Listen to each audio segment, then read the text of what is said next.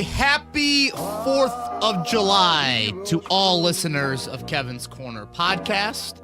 We hope that you are having a safe and enjoyable holiday. I'm Kevin Bowen, back for another edition of Kevin's Corner. The month of July is here, Joey Molinaro, and a little over 3 weeks, man, till training camp. That countdown just keeps on coming. I can smell the cornfields surrounding Grand Park. I'm dreaming about it at night. I'm ready to roll, man. Yeah, a little morning dew on the practice field. What do they got? 16 practices. I want to say 6 are in the morning, 10 are in the afternoon. If you miss that schedule, that's up on 1070thefan.com. But as we get in and get closer and closer to training camp, maybe a lot more big picture stuff within the 2019 season. Once training camp starts, we'll have a lot of takeaways just from individual practices that we've seen. But right now, this is the time of year to look at the total picture of this team and the outlook, because I think expectations are extremely, extremely high, not only externally, which I think everyone can see because you read Sports Illustrated and you read ESPN and you look at all these power rankings.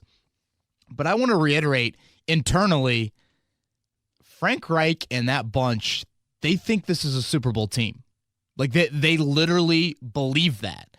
And that's not just like, hey, it's just us in here. No, no one else is believing in us. No. Like, they think there's legit Super Bowl potential inside of that building. So today's podcast, before we get into Twitter questions, we'll look at the ways the Colts can reach the Super Bowl this year and why there should be conversation that is, that high.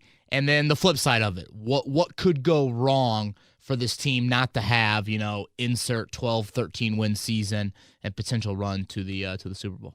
Well, let's start with just that, Kevin. Let's start with the first one there. Why they live up to the hype, why they potentially make it to the Super Bowl down in Miami. And the first one that we have down here, that you have down here, is if their free agent acquisitions, Justin Houston and Devin Funchess, provide a punch. Yeah, I posted something on 1070thefan.com Tuesday morning, which is when we're coming at you with this podcast, of the top 10 newcomers for the Colts this year. So newcomers would obviously fall into the category of free agent acquisitions and draft picks. And in years past, I felt like that list was just littered with instant impact people. Maybe not because those players were the most talented, but just because you had to rely on those guys. This year, that list, to me, has a clear-cut top 2, and then it drops off pretty significantly. And the top 2 is Justin Houston and Devin Funchess. Those were your biggest needs going into the offseason. That was something that you absolutely had to address. And, in Houston, that's a guy that you need to have an individual presence as a pass rusher. And I think for you to really, really be a top 10, top 15 defense against this quarterback slate, what has to happen is for Houston to be healthy for 16 games or very close to it. But I think also, Joey, if he can make an impact early in the year, when you're playing the Phillip Rivers and you're playing the Patrick Mahomes and some of these better quarterbacks on your schedule, if Justin Houston can come out and have 4 sacks in the first 5 games, something along those lines, then all of a sudden, opposing offensive coordinators, when they're game planning to play the Colts week in and week out, they might have to all of a sudden commit a few more resources to protecting and ultimately blocking Justin Houston. And if he can garner that attention, that's going to open other things up for this team. So that's why I think Houston is so important. To really improving this defense against the quarterbacks that you play. And then Funchess, I think that's the missing ingredient on this offense, in that finally having that number 2 wideout. I'm starting to work on some burning question pieces as we get closer to training camp. And Football Perspectives had a wild stat on T.Y. Hilton and the rest of the receivers for the Colts last season. Basically, Hilton averaged, I want to say it was like 10 yards per target last year, Joey. And the rest of the Colts pass catchers average like 6 yards per target. That is a huge, huge difference. A 4-yard difference in targets just for one player versus the rest of the guys, that Andrew Luck is throwing the football to. And that gap has to close. And mostly I think that, 6 yards per target for everyone else, that you want to see that go up a little bit more. Obviously, you'd like to keep Hilton where he's at from a big play potential standpoint. You pay Devin Funchess $10 million for a reason, and I firmly believe for this offense to be one of the best in the NFL, Devin Funchess has got to deliver for you because he does. He has a unique skill set that you don't and really haven't had on this offense in quite a while. Well, if Funchess pops off, that probably means that Andrew Luck is having himself a really, really good, possibly MVP caliber type of season. That's another way that they could get down to Miami. Yeah, I think Andrew Luck has got to be an MVP candidate, Joey, and I mean an MVP candidate in week 16 and week 17. I don't know. I guess I probably should have looked this up a little bit more in depth before the podcast. MVP voting, it's not as maybe as detailed as like Heisman Trophy voting, where like you get literally all the votes that come across these various writers from around the entire United States. I don't know if Andrew Luck's ever finished top 3 or 4 in the MVP voting. Look, and he's played in the league for 7 or 8 years, and I don't want this to turn into Andrew Luck hasn't lived up to expectations sort of topic, but what I mean by that is for you to be one of the best teams in the NFL, your quarterback is going to almost always merit MVP talk. And the Colts just haven't been one of the best teams in the NFL regular season-wise.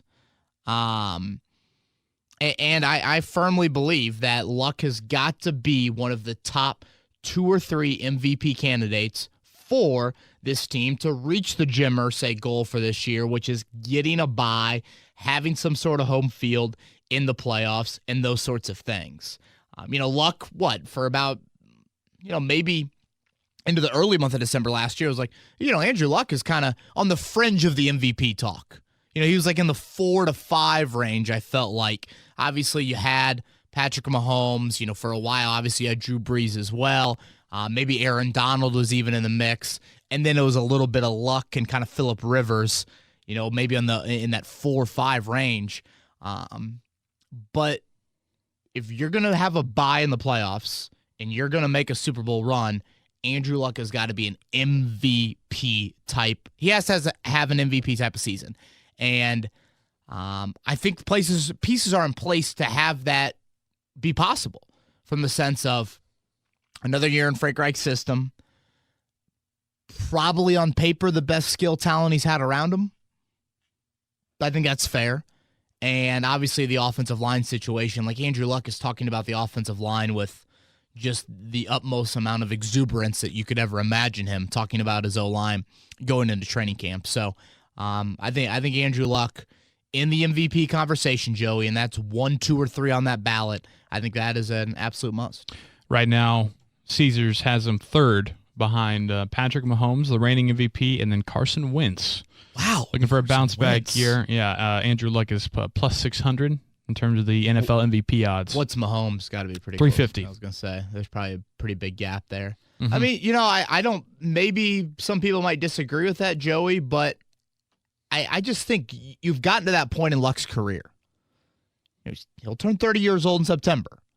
This was a guy that was a generational quarterback when he entered the NFL. Have the exact resources been in place around him for him to achieve ultimate success? No. But now is the time. Like, this is your second act, quote unquote. You've gotten this quarterback, offensive whisperer, if you will, in Frank Reich. You have the skill in place. You have the offensive line.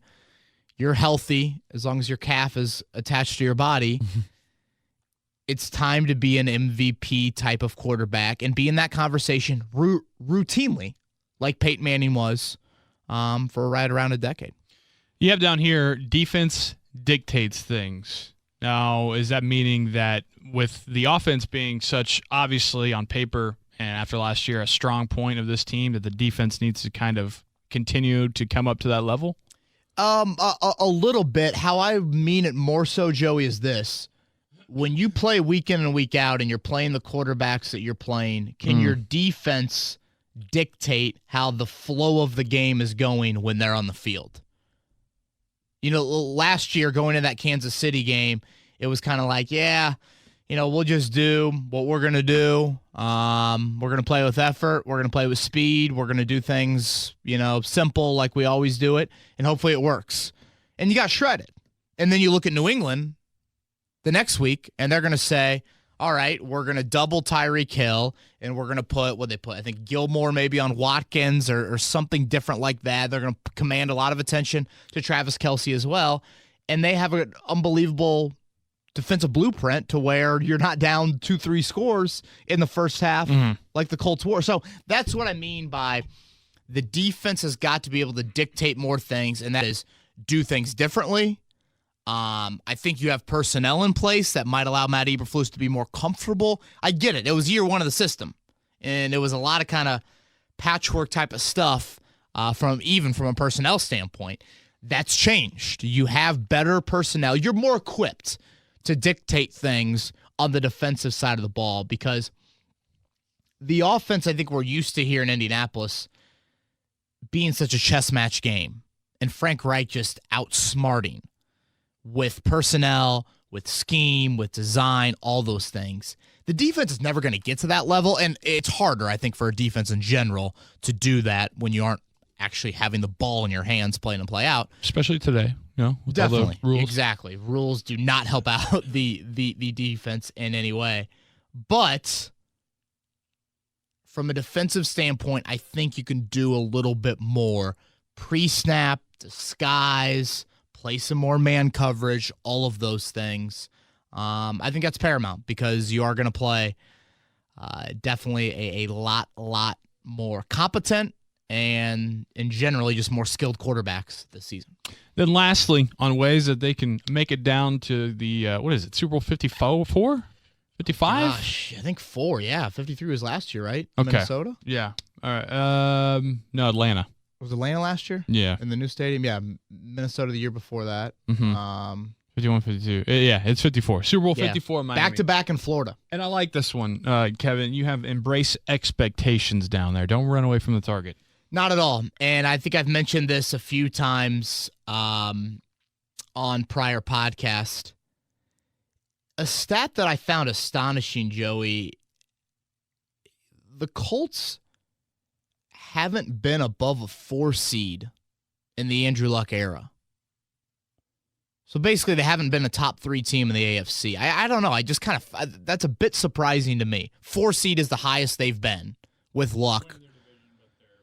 They're the last team to win the division. When they made their run to the AFC title game in 2014, they were the 4 seed. They beat Cincinnati, who was the 5. Then they went to Denver on the road and beat Peyton Manning in that divisional round game. But yeah, I don't know. It's just something that I guess I didn't really realize. And even if you go back to those, last couple years with Manning, the Colts haven't gotten the bye in the playoffs in a decade. Which again is not something that I think if you would ask maybe fans outside of this market, I think a lot of fans would assume the Colts have been historically really solid in the last decade, and in one of those years they would have been the 2 seed, or at least in the last 7 or 8 years with Luck in this era, they would have been at least the 3 seed. So what I'm getting at with that, Joey, is we know full well, you look at any power ranking right now, the Colts are in the top 10. Like, that's just how the outside expectations are. And internally, you can play up the whole 1% better, blah, blah, blah, stick to the process, all those sorts of things. That's fine and well, but you also need to embrace everyone is expecting us to be at this point on the mountain. We need to make sure that we don't let them down or let us down, because internally, obviously the Colts think very similar to how everyone else is thinking. And if you don't embrace those expectations and you don't live up to them, then this franchise is not going to have the sustained long-term success that we hear time in and time out, from when Chris Bauer talks about building a roster, or even Jim Irsay speaks as well when he throws out that his goal for a franchise is one day to win 3 straight Super Bowls, which is quite the hyperbole, but that's legit. Like, that's what Irsay actually believes. And it's very difficult to do. The Patriots, that's why they're the gold standard for franchises in professional sports, period. And that's why even what the Colts did back in the Manning era was so impressive, because they were routinely thought of as one of the best teams in the AFC, and they continually lived up to it. Now, the postseason success wasn't the same as New England, but still, you have got to, I think, just fully realize that, all right, we're not sneaking up on anybody. We can't play the underdog role. We can't be holding up a number 32 power ranking sign in any post-game locker room. That's not happening anymore. It's time to embrace the expectations, realize that everyone thinks we're going to be really good and great. Now, what do we need to do internally to make sure that we get there this year and that we get there on an annual basis? With all those reasons for why they could, Kevin, there's obviously reasons for why they wouldn't make it down to the Super Bowl this year, and I think you have it here. The biggest one for most teams in the NFL would be facing injuries. Yeah, I mean, as we fully know, Joey, it is a league of attrition. When you think back to how this team was health-wise last year, yes, you had the Costanzo, you had the Mac, Jack Doyle obviously missed some games, but for the most part, you avoided the big IR move. Like, you avoided the Luck, the Hilton, the Costanzo, the Nelson, the Leonard. I mean, hell, Kenny Moore. You really avoided the big-time top 8 most important player on your roster going on injured reserve. And so health is ultimately something that you certainly have no control over. I do think this team is better equipped from a depth standpoint to withstand some stuff. But still, if Costanzo goes down, man, that's a huge, huge loss. T.Y. Hilton goes down. Darius Leonard goes down. Obviously, Luck. So, again, health-wise last year, you had a relatively clean bill in terms of the injured reserve guys. I think Doyle and Matt Slauson go on IR. I don't know if there was any other starter that went on injured reserve. I can't think of any off the top of my head, any starter that, is actually a 16-game starter, not Jamarcus Webb, or even Tyquan Lewis late in the year. So, yes, clean bill of health, something you don't have a lot of control over, but certainly something that you have to watch. A big pendulum swing that really lays on this season is going to be Devin Funchess and whether or not him and as well as those other younger receivers develop. Yeah, and it's incredible just how much Chris Bauer decided to invest resource-wise into this wideout group. And when you start breaking down the wideouts after T.Y. Hilton, Joey, there are some questions. Devin Funchess, contract year, new offense, has had a history of drops. Paris Campbell, rookie, is he a complete wideout? Deion Kane, injury, 0 snaps played. Reese Fountain, he's played 3 snaps in his NFL career in the regular season, all kneel downs. Chester Rogers, contract year. Zach Pascal, Marcus Johnson, guys that, especially Pascal, gave you pretty good ball last year. Before last season, they were hardly even on the blip of an NFL radar. So it's an unproven group to a degree, and it just adds to how important it is for T.Y. Hilton to stay healthy and just for development to occur. Development occurred a lot at several different areas last year on this team. Now it's got to occur at the position group that I think has been most disappointing in the Andrew Luck era.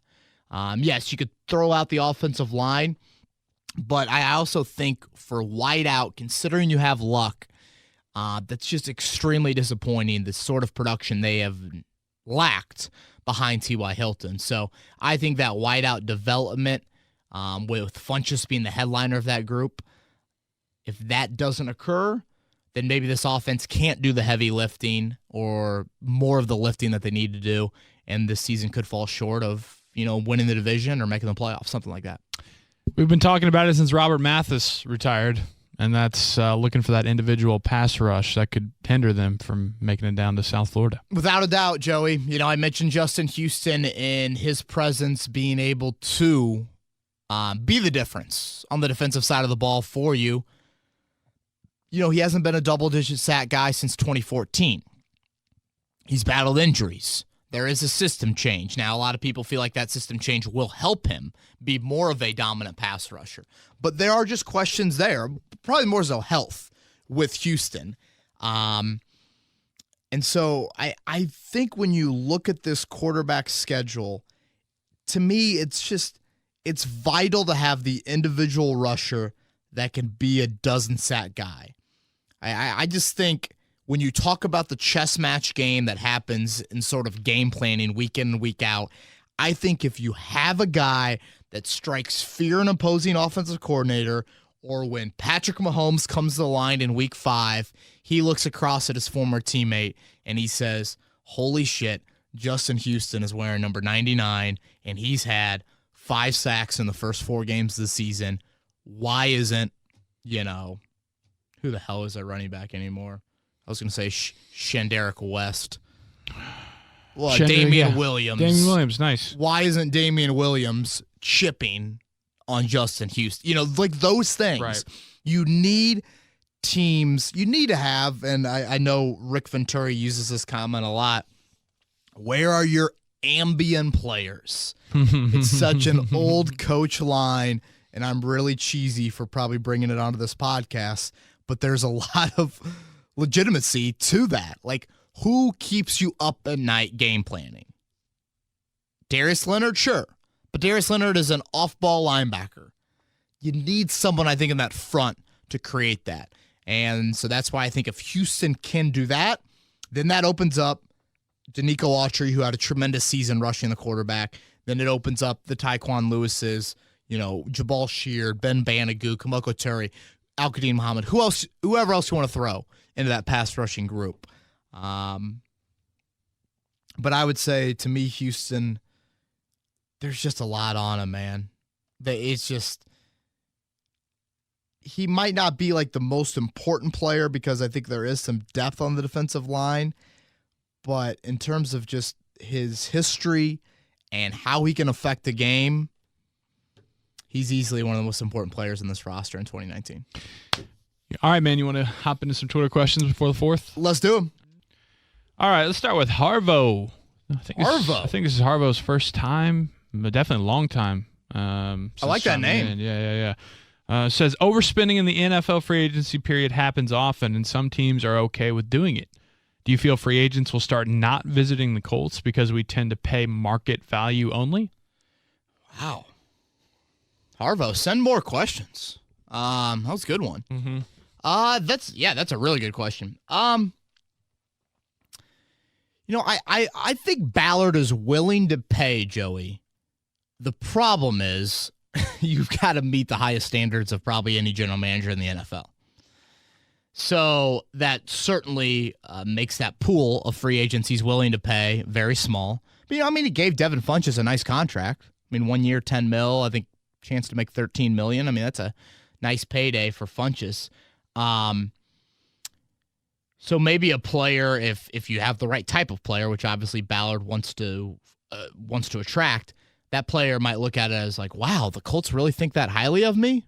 He doesn't hand out that much money to, just average players.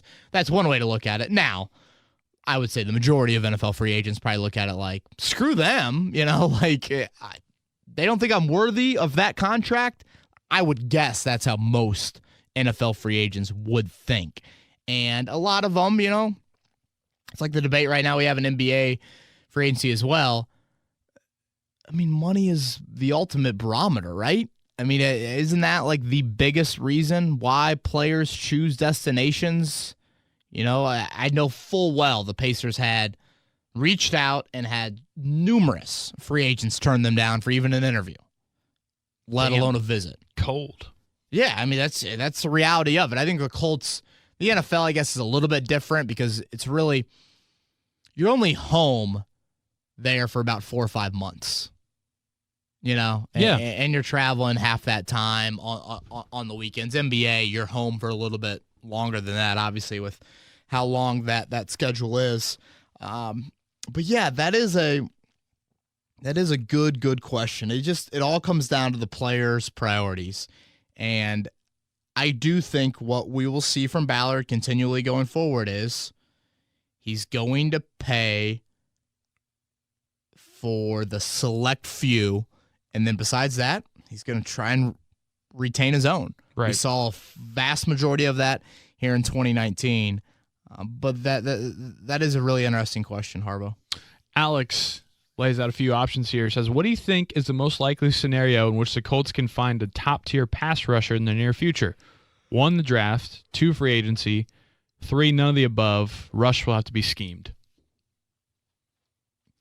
Well, draft is where you're going to have to find it eventually. Maybe you've already found it in Kamoko Ituri and Ben Banogu, but I would say the jury is certainly heavily still out on both of those guys as they're both extremely young in their NFL careers. But, Chris Ballard himself has said it. To find a true rusher in this league, in today's NFL, you got to find it through the draft. And yes, you can bandage it to a degree and find a short-term answer, potentially with a guy like Justin Houston, or sacrificing a ton of resources via trade, like we saw from Seattle or San Francisco, or I guess it would have been Kansas City and San Francisco. Those two teams trading for Dee Ford and Frank Clark. But ultimately, to the best way to acquire that is through the draft. God, schematically manufacture it. Those are tough words, man. Yep. I think in the pass rush, you just got to have some freaking dogs. You got to have some dudes that you want coming off your bus early. You want scary MFers, and you want to get after the quarterback. How about this name, Kevin? From at TDMonkey18_88. Wow. I don't know. Well, that's Manning to Harrison, right? Right, yeah. Seems to be a connection. Do you there. remember the touchdown monkey? Man, You were young. I don't. So do you remember the Anaheim Angels having the rally monkey? I do. I think the Colts had a touchdown monkey back in the mid-2000s. Was that so? That'd be after the Angels, then probably. Probably, yeah. But obviously, it was Manning to Harrison sort of thing. Wow. I mean, Yeah. yeah. That's a hell of a Twitter name. They want to know if Pat McAfee comes back, will the Colts have his rights? Wow. On the list of questions I thought I'd be asked today. I have no idea. I don't think so. I don't know. I don't know how that works. How retired players, what McAfee forfeited the last 2 years of his contract, like $6 million, I want to say it was. Sounds right. Somewhere around there. Rigoberto obviously is your punter for the next 4-ish years. Hell, longer than that. Dude, he keeps on kicking field goals. So you seen these videos? No, I'm following, yeah. Yeah. So I guess the follow-up is, would McAfee ever kick field goals here in Indianapolis? I don't know. He for him to truly, truly come back, he's got to have some sort of combine. Like, he's got to have... I can't see McAfee, an NFL team, just giving him a job as their field goal kicker. He never kicked field goals in the NFL outside of, some practices and the occasional preseason 65-yarder. So with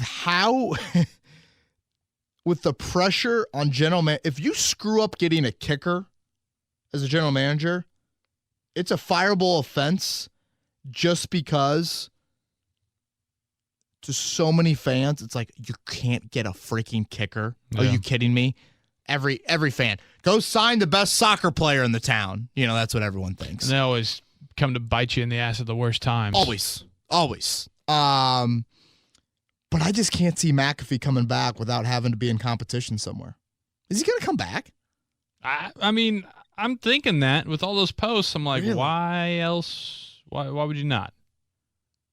Good for him. I would love for him to come back from an entertainment value standpoint. Yeah, same. Yeah, Man. I don't know, though. From Money, Alex Money 40. Looking at the schedule right now in the offseason, one game at a time, what do you see the Colts' record looking like? Well, money, I would say probably the over-under. I've thrown out 10.5 for the wins. I'll go with 11-5 right now. Before I give more of a concrete answer, I want to see the preseason and just training camp in general and injuries around the league and all those things. But I think 11 wins is very fair. You probably will need 12 to get a bye. I would think so. I feel like usually it takes 12 wins. But yeah, I think 10.5 is a fair over-under right now. It's never too early to ask questions like this, I suppose. Haven't even gotten a training camp, but Benji wants to know, after the OTA scuffle and given the high-dollar contract, I worry Funchess could be a disruptor for this team. Could you see the Colts moving Funchess via trade or roster cut, especially given the depth at his position? Oh, boy. Are we there? It's never too early anymore, man. Well, I guess it's July 2nd. That's what I get for doing a podcast every week during the offseason. No way. I mean, it would have to be like total DEFCON dysfunction and drops galore out of Devin Funchess at training camp for this thought to even being thrown out there. Both of them, trade or, 31 teams around the league and be like, wait, why are you trading the guy you just signed for $10 million? Right. So, look, I don't want to make too much out of the Jacoby Brissett, Devin Funchess sort of back and forth. I've said it on this podcast before. Would have been really curious to see how he would have reacted with Andrew Luck. And that's going to be, I think, maybe the biggest personnel storyline in camp will be Devin Funchess' acclimation with Andrew Luck in this offense. Because as I mentioned earlier in this podcast, I think it's such an important key for this team achieving your Caesar's odds that you've mentioned about where the Colts are and where Andrew Luck is in MVP races and all those things. So I'd be shocked. It would have to take just a total blow the doors off meltdown. Grand Park. Yeah, right. Sort of meltdown. No. Frank Reich likes Devin Funchess. Like, let's not lose sight of that. I wrote an article at 1070thefan.com probably a week or two ago. You can find up there. Frank Reich got a lot of nice things to say about Devin Funchess in the spring he had. And he watched him a lot more than I watched him. But what I saw when I was out there was, again, he just wasn't on the same page with Jacoby Brissett as often as you would like to see him. Casey with a K is back. I asked, could you see Andrew Luck being more critical of those around him as he gets older? We remember Peyton demanding perfection out of everyone, but is that too far outside of Andrew's character?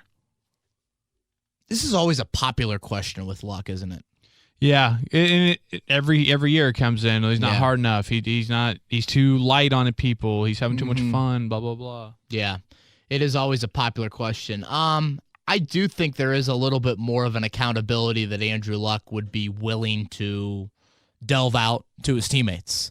Now, how demonstrative and how publicly he's willing to do that, I think that's up for debate. But I've heard stories about Luck, undressing wouldn't be the right word, but getting after some guys on the practice field behind a closed door. Like, I don't think he's just sitting there like, oh, Akeem Nicks, you dropped this ball. Here's a flower. It's okay, man. Like, right. His public demeanor just to the outside eye just automatically makes everybody assume it's just an all shucks type of thing. Exactly. That guy is a big, big competitor. And when you do see him in game settings on a sideline, I do think he's adopted more of a philosophy of in-game, and I think Frank Reich also is more on this as well.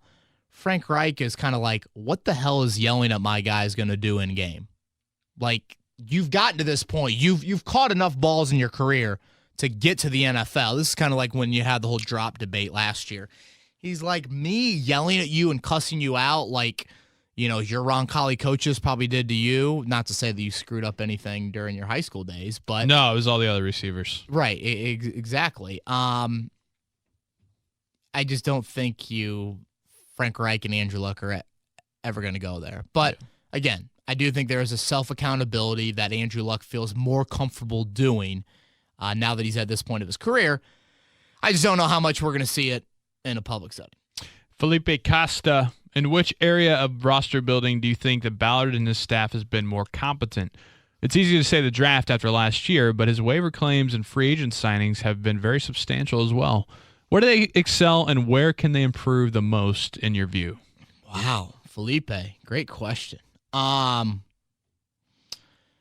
I think he's spot on there. Waiver claims, Joey, they are incredible. You know, we can all point to the draft. The draft is obvious. Mm-hmm. Like, the draft speaks for itself, but, like, let's look at the waiver claims. And I mentioned this a few weeks back. I'll say it again. The contract extensions you've made here in 2019. Mark Lewinsky, waiver claim. Pierre Desir, waiver claim. Kenny Moore, waiver claim. Rigoberto Sanchez, undrafted free agent. Luke Rhodes, practice squad signing, linebacker initially when he was signed here. Like, that is notable. That is noteworthy. That is something that NFL Network is never going to lead off of. But when you talk to other GMs around the league, and if Chris Ballard, for some reason one day, ever needs to dust off his resume to get a job somewhere else, that bullet point in the resume, that stands out to me. Yes, ultimately, you got to hit on elite talent to truly succeed as a general manager, but to build championship rosters, filling it out with those sorts of signings in a salary cap, very strict league, that is vital.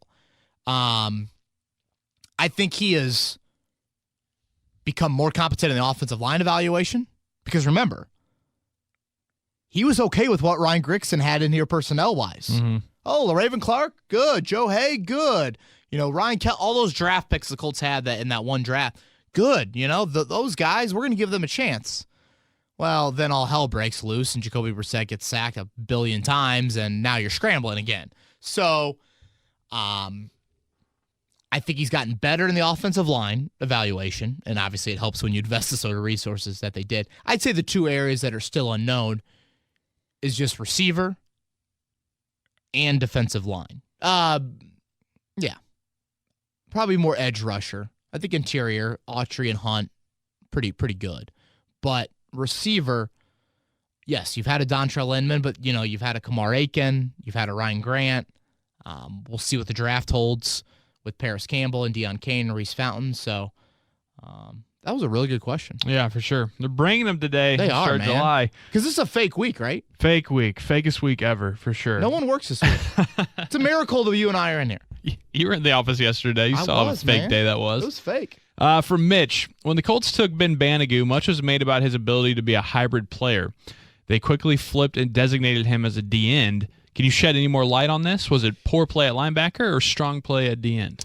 That's a good one. Who asked this? Mitch, there's an article up on 1070thefan.com. I want to say it was posted last week with some pretty detailed comments from Matt Eberflus. So, as we always do on Kevin's Corner, shameless plug for our written content on the website.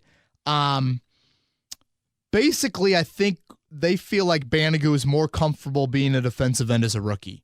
And I think how the Colts view things is to achieve rookie success, let's first put them at the position they're most comfortable, and then let's expand their role from there. And now there will be some differences for Banigou and what he did as a defensive end at TCU versus what he's going to be asked to do here at the Colts. He's going to put his hand in the ground here. He was a stand-up defensive end at TCU. Their defense, which is very exotic, really, for a college defense, especially a Big 12 defense where, hell, there is no defense. I was going to say, do they play defense in the Big 12? It's 7-on-7. Over under, Oklahoma, Texas Tech. 160. 89. Right, exactly. Hit by halftime. His responsibilities there for Gary Patterson were a lot more like read and react, pre-snap responsibilities. Okay, if the running back comes out of the backfield, I got him. Here at the Colts, it's kind of like, dude, just screw it. See the guy that's wearing a single-digit number or wearing number 10 or number 12? You go tackle him. Yeah. Now, Banigou ended the spring pretty low on the depth chart. And if you look at the top 10 newcomers article I posted on Tuesday morning, I think some people might be a little bit surprised by how low I have Banigou on that list, Joey. And maybe this is something we'll get into more on next week's podcast. But right now, I just don't see him. I think he will he has a third down trait somewhere that the Colts are absolutely love, and they would think he can impact there on third down as a rookie. But I don't think we really saw that in the spring. So he's another guy that I'm really, really curious to watch come training camp. Colts fan in Carolina is back again. Been a popular one this summer. Really popular, yeah. Appreciate that. Last season, Big Q was fined for destroying Barry Church. Do you think it was justified? How many fines does he draw this season for annihilating defenders? Barry Church was the screaming one, right? Yeah, the fake screaming one. Yeah. I mean, by letter of the law, I do think it was a fine. I mean, I don't. Again, we can that could be a whole nother podcast debating what's finable offenses in the NFL and just how, to put it blunt, how soft the league is getting from a physicality standpoint.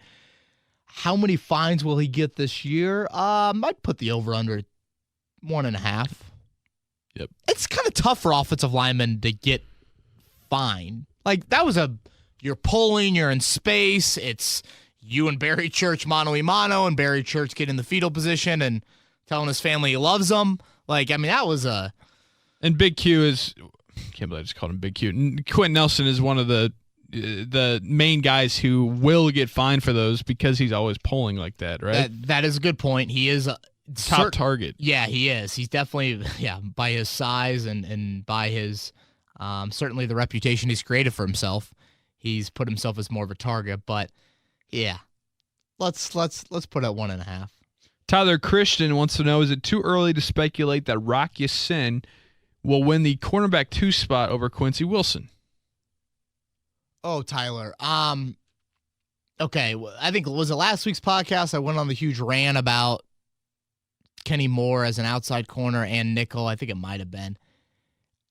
Let's remember, Kenny Moore is a starting corner for you as an outside corner. Him and Pierre Desir, those are your starters. So they would be, in whatever order you want to put them, number 1 and number 2. Rock Ya-Sin is competing for the number 3 cornerback spot with Quincy Wilson. Now, when that guy comes on the field, cornerback number 3, they play outside, and then Kenny Moore slides inside. So probably repeating myself a bit to most people, but let's stress that as much as we can. Kenny Moore and Pierre Desir are your top 2 corners throughout the 2018 season, really definitely for the second half of the 2018 season, and they played that way in the spring as well. They're going to enter training camp, as they should, as your top 2 corners. I think right now it's Rock Ya-Sin and Quincy Wilson competing for that 3rd corner spot.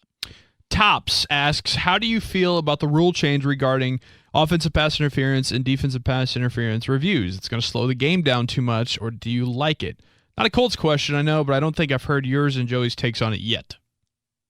I love the question, Tops. We probably haven't talked too much about Not really.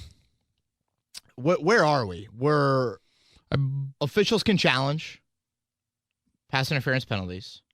They have an official, I think, right upstairs. Who, And if there's a blatant one, coaches can also challenge that. And then I think coaches can challenge in the last 2 minutes of a half. I think no. Yeah. Look that up. While Joey looks that up, I guess first my general thoughts on pass interference and the ability to challenge it is this. Dude, there's just so much gray area. So much gray area. Think about the amount of gray area we have and what is a catch and what is a football move and what is, what constitutes having that second foot down and all those sorts of things. You got it? Yes, I have it. This is from NFL.com. Not too long ago, actually, last week. The NFL Competition Committee unanimously recommended the rule for instant replay of pass interference for this season only, the league announced on Thursday. This comes exactly that's all nonsense. According to the final rule, pass interference reviews after the 2-minute warning of each half and during overtime will be initiated by the replay official upstairs. The replay official will only stop the game when there is a, quote, clear and obvious visual evidence that a pass interference penalty may or may not have occurred. In an effort to limit excessive stoppages, any stoppage will occur under stricter criteria than other reviewable plays. Calls will only be reversed based on clear and obvious visual evidence. Again, kind of what is that And that's law? my biggest question. How are we defining pass interference? Because how many times, Joey, do you watch your Steelers or you watch the NFL in general or college football and you walk away from a deep ball down the field or any sort of combative play between the receiver and a corner and say, man, that really could have gone both ways. Man, I really wish they would have let them, just play that out and not have thrown a flag. It is the most, I think it's the most gray area. I mean, some offensive linemen will probably argue holding or defensive linemen, but I think it's going to be very, very difficult to properly evaluate. And I also think it's a huge burden on coaches.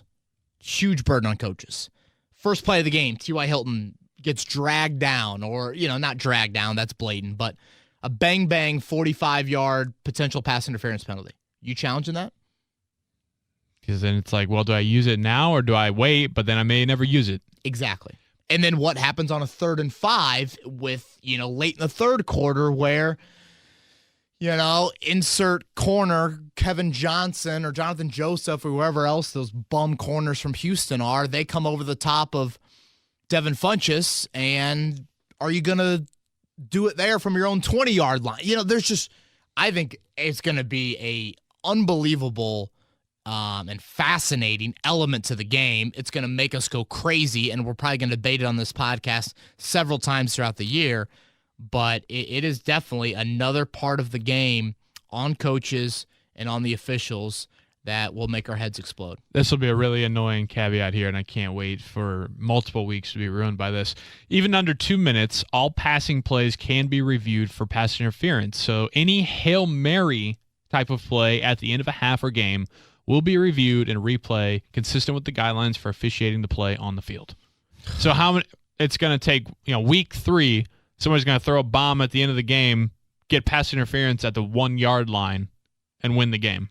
And full well there's going to be DBs afraid of getting pass interference because that's all their coaches have been stressing to them on Hail Marys. So somebody's going to snack it. And then they're just going to stand there with their hands down at the side, and boom, there's the tight end from Green Bay who caught the Hail Mary from Rodgers in Detroit, like whatever his name was. What was his name? God, I can see him right now. I picked him up in random fantasy leagues. Look that up. It's going to frustrate me. Okay.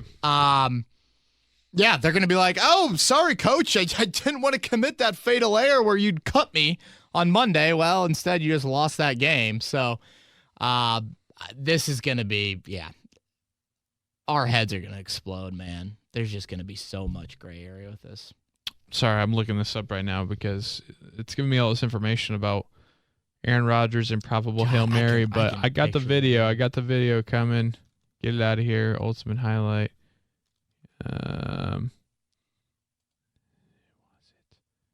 82 Rodgers. Richard Rodgers. Richard Rodgers. Nice. Yep. Sounds like you're mayor of frickin' Kokomo, Indiana. Richard Rodgers. Man, I remember where I was when I watched that play. That's crazy. Dude, yeah, I do as well. I think I was at the Tap on Mass Ave. There you go. Okay, from American fitting for this week. Yeah, just American on Twitter. Are the Colts really sold on Brissett as a backup? Or are they just trying to get more value in a trade? Oh, no. I think they're very sold. Yeah, I mean, Frank Reich calls him a top 20 quarterback, and I don't think there have been trade offers for Jacoby Brissett. The Colts just don't want to pull the trigger on him. And honestly, some of the trade offers, I think some fans would be willing to say yes to. But the Colts clearly don't want to say yes to him. And Chris Ballard says he sleeps well at night. He sleeps well at night because he doesn't think that he has a quarterback that can go out and acquire another 3rd or 4th round pick. He feels like he has a backup quarterback that can go win him a game if he needs him during the regular season. Cody Felger chimes in. Who's one Colts player and non-Colts player that you both idolized growing up? Did you sport their jersey at any point? Oh, wow. Well, I would say, I think I've told this story before. My grandma and I used to have an affinity for Edgerrin James. She wanted to get buried in burial site 32 for edge. Yeah. So edge, Colts. Non-Colt? Well, I'm a Notre Dame fan, as virtually all of you know, and the guy that I loved, another running back I loved his running style, who definitely had a cup of coffee in the NFL. Do you remember the name Julius Jones? I do. Yep. I loved his look, man. 22. Got kicked out of Notre Dame academically. Thomas Jones' little brother. Yep. Came back. Yeah. How about Did you? you have his jersey or no? He Yes, played I for the did. Cowboys, right? I think. Yeah, I didn't have Julius's jersey, no. I had some weird Notre Dame throwback jerseys. Pretty much just hand-me-downs from my brother. Maybe we did have Julius. I don't know. Yeah. I mean, Colts player, non-Colts player, obviously. I mean, a lot of Pittsburgh Steelers on there. Troy Polamalu, Hines Ward, both big guys in my childhood. Both had their jerseys. Still have their jerseys. And then two players I think a lot of people around the league certainly respect. for sure. And then, believe it or not, one Colts player, and I know I give him a hard time because he's an easy punchline sometimes, but was Bob Sanders. I mean, being a middle school kid, and that was tough not to like Bob Sanders when he was doing his thing for that year and a half or 2 years or whatever. So 3 years, I don't know. God, I was on some podcast and there was some Bob Sanders story I was going to mention the other day. Something about Kirk Ferentz. I'm trying to think of what podcast it was, but basically Kirk Ferentz was saying to NFL scouts that, just couldn't have given a bigger endorsement for Bob Sanders coming out of Iowa. Iowa has like sneakily produced a lot of NFL talent. Yeah. And it Big sounds 10, like baby. shamelessly this time of year, I look at 2020 draft coverage. Seems like Iowa's got a couple defenders next year. They always do. Always do. From official YOLO swag, who would you sign, trade, or release? Darius Leonard, Quentin Nelson, or T.Y. Hilton? Shit.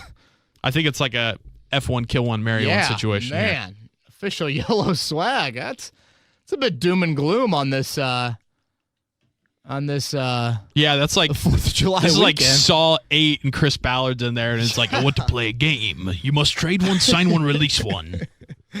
All right. Trade, release, sign. Leonard, Nelson, Luck?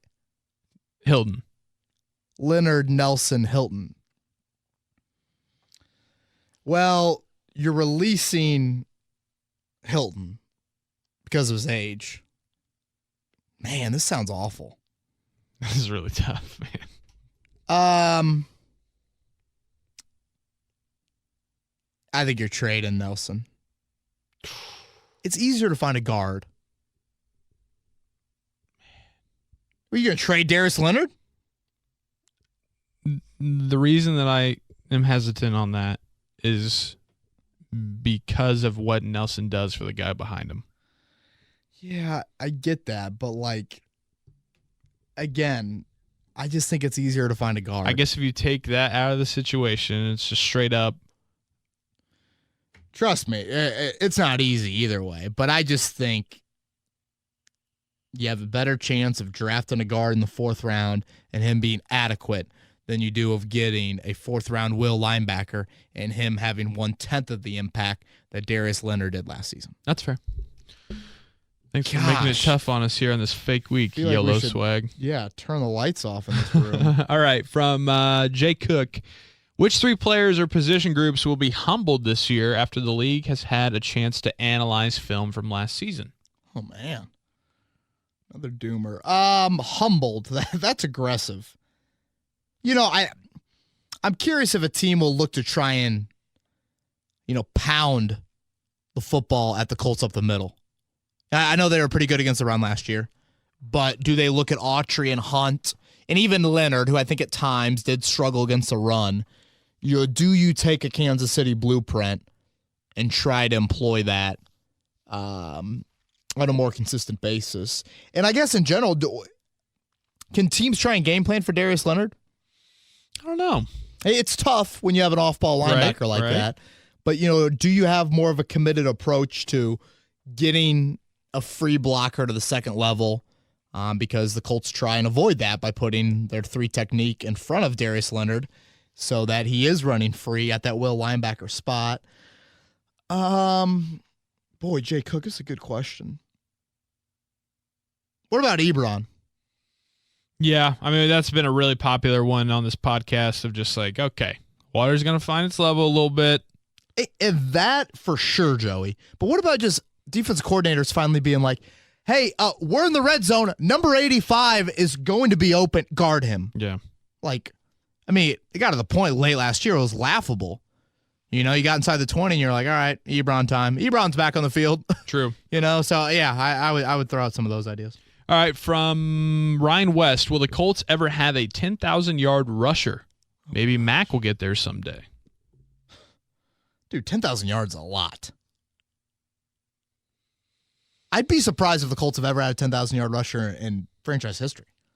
I don't know if Edgerrin James played here long enough. That's tough, man. I mean, you get up to like 12, 13,000 yards.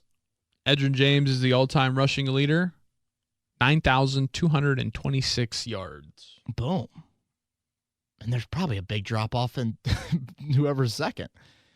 Liddell Mitchell, 5,487. Dude, 10,000's a ton. That was from 72 to 77.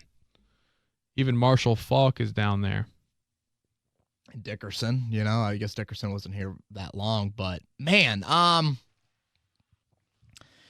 yeah, I can't see it. I just think in today's NFL, you got to play probably 8-9 seasons.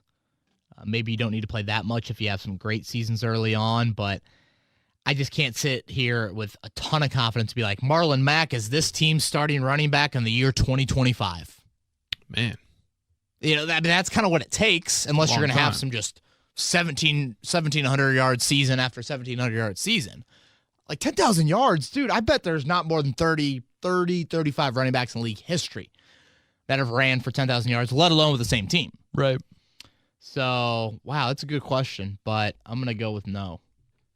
All right, a couple more. Sam asks, the Colts obviously hope that Marlon Mack takes the next step this year. Who has more yards and touchdowns, him or the other running backs combined? Oh, it's a good question, Sam. I think it'll be him. Yeah, I mean, last year I think he definitely achieved that and didn't even play. What did he play in 12 games? I still believe that they're all in on him being a feature back. You know, I posted the running back personnel breakdown last week on 1070thefan.com, and you know, unless Spencer Ware or Jordan Wilkins really, really emerges and Mack gets nicked up, I mean, they gave Marlon Mack the football a lot late in the season. So I think he is that bell cow. So yeah, I'll go with Mack. KJ wants to know, what player, non-rookie, do you see taking the biggest step forward this year for the offense and for the defense? That's a good one. Let's go Tyquan Lewis on defense. Offensively, you know, Mo Alley Cox is probably the easy cop-out answer. Mm-hmm. I think Marlon Mack, if he can stay healthy, could easily progress into being a 1,000-yard rusher. Important year for Ryan Kelly to stay healthy. If he doesn't get extended before the start of the season, which I'm kind of leaning towards no, big year for him as well. From Drew Rush, got this and then one more, Kevin, on my end. Hypothetical question. If you were not professionally motivated to cover the Colts and Pacers, would you still be a fan? Did you grow up a Colts fan? Just curious. Also, you're too low on Andrew Luck. He's a much better quarterback than Russell Wilson, head and shoulders above him. Oh, wow. Third straight week, we're talking Luck and Wilson. Offseason, baby. It's a new Pete Rose Hall of Fame debate here. Should class basketball still be in Indiana? Let's start with that. Luck is not head and shoulders above Russell Wilson. Besides height, he's not head and shoulders above maybe Russell he was Wilson. being very literal there. Yeah. Russell Wilson has played with some god-awful receivers and offensive linemen in his NFL career. Like, I mean, his offensive personnel, yes, he had Marshawn Lynch and had a pretty good run game. But, I mean, if you look at, I don't know their numbers off the top of my head, but I'm willing to bet that Russell Wilson has turned the ball over less than Andrew Luck, is a much more efficient quarterback. What has he won? 5 more playoff games than Luck? Probably. Luck's won 3. But what everyone goes back to is just with the defense that he had. I understand that, and that's why I throw in there non-team stats of winning at all the playoff games. I throw in there him as a quarterback, him turning the ball over less, him being generally a more efficient quarterback. Russell Wilson is really good. Andrew Luck is really good.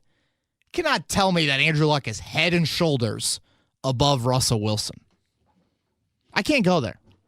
Are you looking up their stats? Yeah. Give me quarterback rating, career quarterback rating for Russell Wilson and Andrew Luck. Man, okay. This is, you can do head-to-head breakdowns, but it's just by seasons. Go Pro Football Reference. Okay. Russell Wilson stats in one screen. Give me Andrew Luck stats in the other screen. And let's just start with pro quarterback rating. Okay, Pro Football Andrew Luck, Russell Wilson. All right. We'll start with Russell Wilson. Career QBR. Career QB. Why am I missing this, dude? Where is this? I see record. I see completion percentage, yards. It is down. There it is, right there. QBR. Give it to me. It's blank for the career, dude. I just saw it 100. Oh, 100.3? 100.3. What do we got with Luck? 100.3. Luck. No way he's even close to that. 89.5. 11 points is pretty big, QBR. Okay. Quarterback record 75-36. Yeah, That's quarterback more team. record's too teamy. Completion percentage 64% for Wilson, 60% for Luck. Touchdowns 196 for Wilson, 171 for Luck. He did miss a year. Right. Luck would beat him in that. What about like interception ratio or interception rate? Interception ratio for Russell Wilson 1.9. 1.9%. 5.2 for Andrew Luck. Well, excuse me, 2.5. My dyslexia is kicking in. I apologize. 2.5 for Luck, 1.9. I'm sorry. How can you say Andrew Luck is head and shoulders above Russell Wilson? And again, people are going to freak out on YouTube comments and talk about how we don't know what we're talking about and Andrew Luck is blah, blah, blah. And it's like, dude, just put the pom-pom down, take off the Colts colored glasses for a second. Hey, you're covering them. This is coming from a Steelers fan who I'm not biased on either way. Right. You got no bias right there. They're both damn good quarterbacks. I'd put them right next to each other on any sort of league rankings. But to say Andrew Luck is head and shoulders above Russell Wilson is wrong. Right. Sorry, Drew. What was the other half of Drew's question? Drew, hypothetical, if you were not professionally motivated to cover the Colts and Pacers, would you still be a fan? And did you grow up a Colts fan? I probably would. I did. I think I've mentioned before, you kind of grow numb to it, you know? When you're in it for as long as that I've been in it, and I haven't really been in it that long, but, you know. That's partially probably why you're such a big Notre Dame fan, right? That's like your release that you're... Correct. And that's why, like, Saturday, I went to the Reds-Cubs game. Like, I'm a big Reds fan. You know, I was getting into it at those games. I mean, I'm a passionate sports fan. Yeah. Very passionate, as you've heard numerous times about Tiger Woods. But in terms of, like, I'm a big local sports fan as well. So that's why I am, as much as people want to be like, you should be an IU fan because you went to IU. Well, just because I couldn't get into Notre Dame doesn't mean I'm going to stop cheering for Notre Dame. Nor would I have had, $250,000 for the amount of tuition it is to go there. But I